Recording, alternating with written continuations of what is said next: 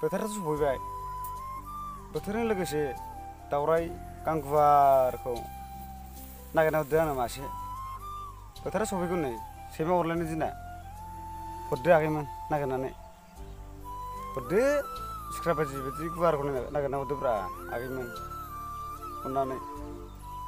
धिरबिलाव बेरायहैनो बोथोराबो थान्दा थान्दा जाबाय गुसुनिफ्राय गुसु जाबाय नांसिगौ दावरायखौ ओंखाम गोरलै नै सफैलायबाय जानाय लोंनाय लाबोदो नागिरना हरबाबो मोना नागिरबाबो दावरायखौ माइ हाग्रा मानसिबो रावबो गैला न'खरावनो रावबो गैला बिमा बिफा बुरिजोब्बाय आंसो हालाबायगासिनो दं नै थैसिगोन नामा आंलाय होलायैनो दावरायबो गैया माबो गैया बालन्दा जासिगोन नामा आंलाय थालिरसो गायजासिगोन नामा आङो हाया गिलु फालु गुवार दं 17 बिगा हागैमोन